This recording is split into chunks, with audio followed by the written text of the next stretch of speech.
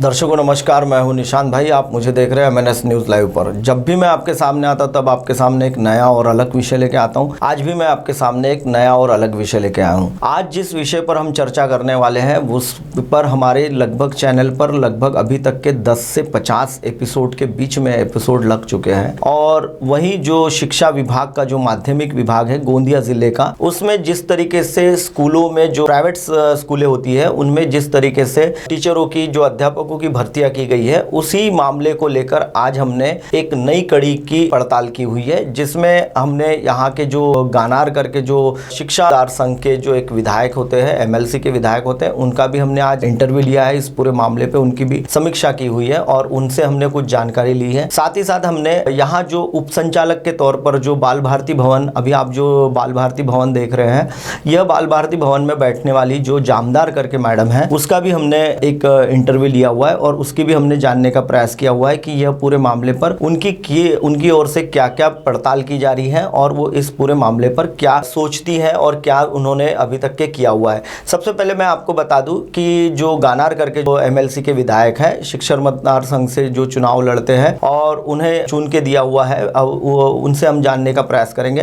पहले मैं आपको उन्होंने क्या क्या कहा है इस पूरे मामले पर। उन्होंने इस पूरे मामले में विधान भवन का जो सत्र हुआ करता था, अभी जो हाल ही में जो सत्र समाप्त हुआ है, अर्थसंकल्पीय सत्र कहा जाता है महाराष्ट्र गवर्नमेंट का, उसमें उन्होंने एलिक्यू लगाया करके ऐसा उन्होंने खुद कहा है। लेकिन हमने जब इस पूरे मामले की पड़ताल की हुई है तो इसमें हमको कहीं भी उनका एक हाथ भी एलिक्यू नज़र नहीं आया है। लेकिन उन्होंने क्या कहा है वह भी मैं आपको दिखा देता हूँ। शिक्षणाधिकारी माध्यमिक जिला परिषद गोंदिया, यहाँ पर बोगस नियुक्ति का बहुत बड़ा घोटाला हुआ और इसको मैंने ही उठाया। यानी जानकारी है कि नहीं, ये जो सवाल है उसको उठाने का काम ही मैंने किया। हमारे जो पदाधिकारी कार्यकर्ता है वो तकरार करते थे, उसके आधार पे मैंने बार बार कंप्लेंट्स की। मांढरे नाम का उप शिक्षणाधिकारी जो सेवानिवृत्त हो गया, वो जानबूझकर शिक्षणाधिकारी पे प्रेशर लाकर उनको लीव पे भेजता था। अच्छा, वो लीव पर गए कि मांढरे जी को अधिकार मिलता था, वो मिलाते थे और अधिकार मिला कि बोगस अपॉइंटमेंट करने वाली स्कूलें प्रपोजल भेजती थी और वो प्रपोजल उनके कार्यकाल में वो मंजूर होती थी। ये धंधा था बहुत बड़ा करप्शन का और ये 3-4 बार हुआ। हर वक्त मैंने कंप्लेंट की। डेप्यूटी डायरेक्टर, डायरेक्टर, आयुक्त, शिक्षण सचिव, शिक्षण मंत्री और मुख्यमंत्री बार बार कंप्लेंट किया।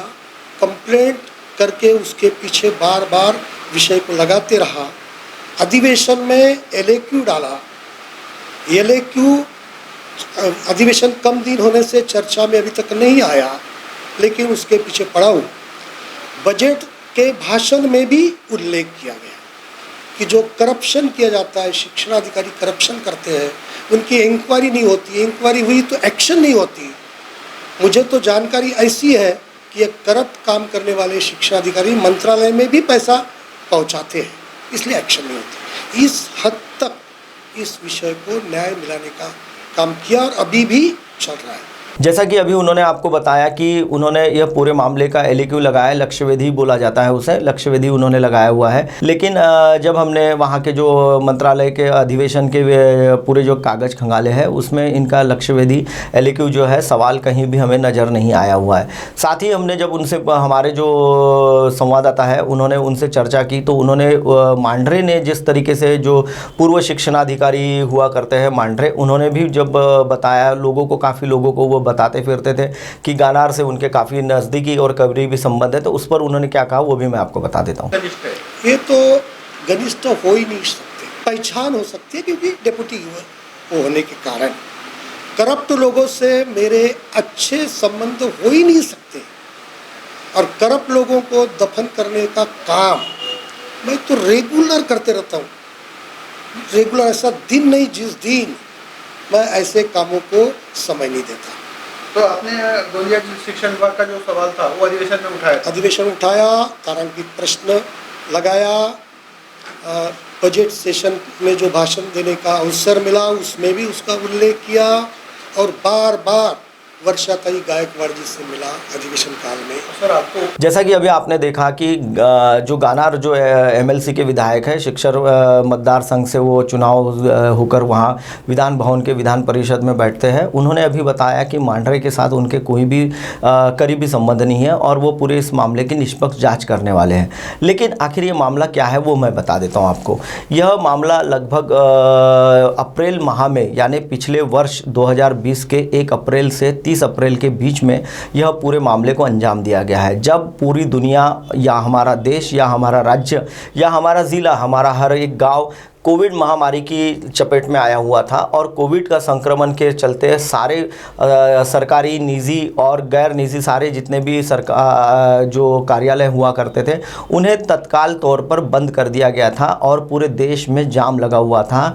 लेकिन ऐसे जाम के दौर में यह जो मांढरे करके जो शिक्षण अधिकारी है और उनकी जो एक टीम है वह पूरी तरह से सजग तो होकर काम कर रही थी और उन्होंने एक जो जीआर आया हुआ था, मैं अभी आपको एक जीआर की कॉपी जो दिखा रहा हूं, इस जीआर में उन्होंने उसी का हवाला देते हुए शालेय शिक्षण क्रीड़ा विभाग का यह जो जीआर मैं आपको दिखा रहा हूं, ये 24/8/2018 को जारी किया हुआ एक जीआर है। उसी के आधार पर मांढरे ने सारी नियुक्तियां दी हुई है, ऐसा उन्होंने कहा था।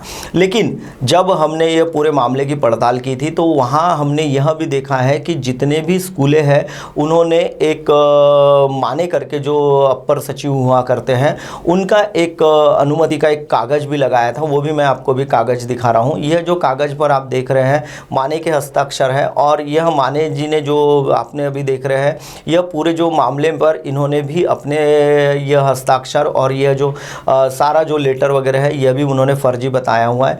इसी आधार पर जो स्कूलें हैं वो स्कूलों ने यह मान्यता के लिए अप्लाई किया हुआ था। अब यह पूरा मामला आखिर क्या है वो भी मैं आपको बता देता हूँ।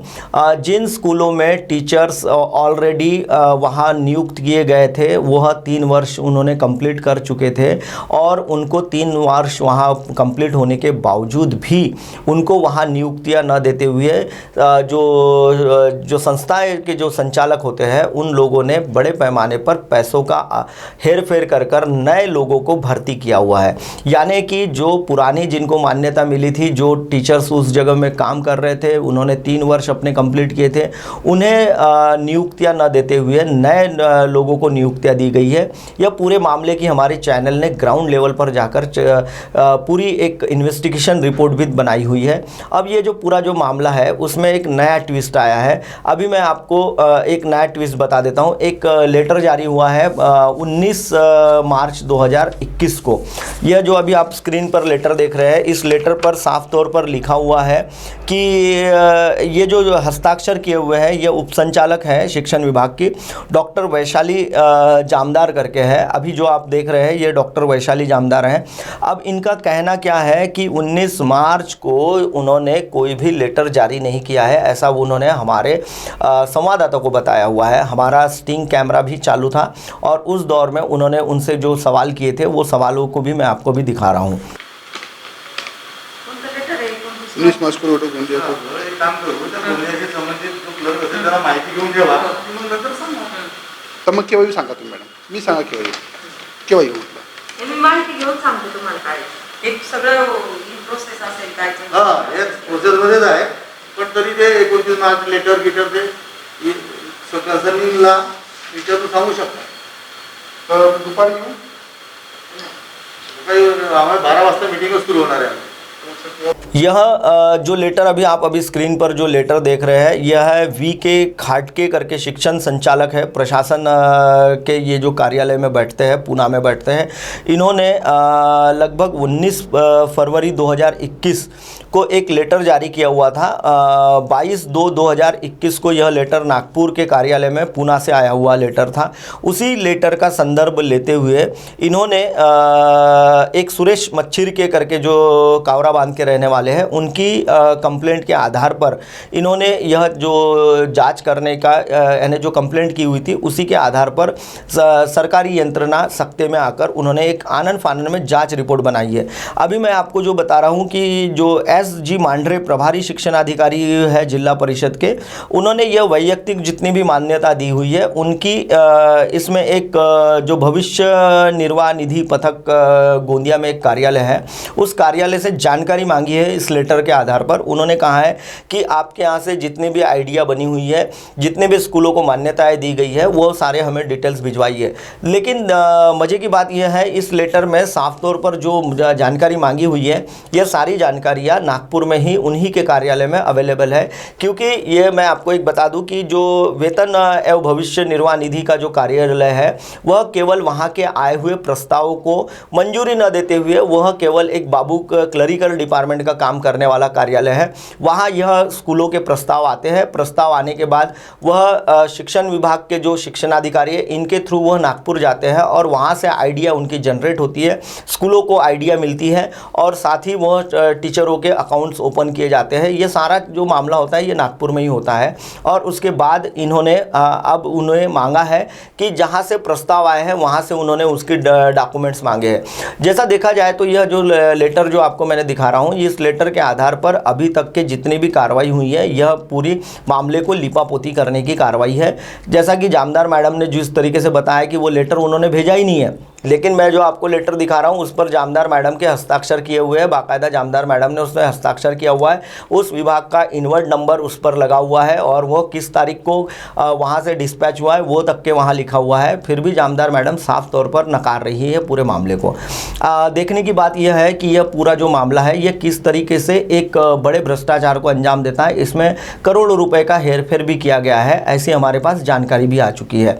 दर्शकों, फिलहाल वक्त हो चला है ब्रेक का। ब्रेक से लौटने बाद मैं आपको बताऊंगा कि एक जो तिरोड़ा में एक स्कूल है, वो स्कूल ने किस तरीके का एक कारनामा किया हुआ है। वहां का वो टीचर जो है वो रिटायर हो चुका है, लेकिन उसने किस तरीके से सरकार को दिशा भूल कर सरकार को गुमराह कर करोड़ों रुपए का चूना लगाया हुआ है।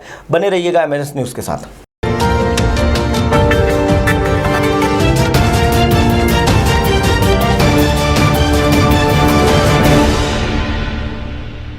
नमस्कार, मैं हूं Abhishek Bachchan. Keep watching MNS news. Hi, मैं हूँ तापसी पन्नू और आप देख रहे हैं MNS न्यूज़।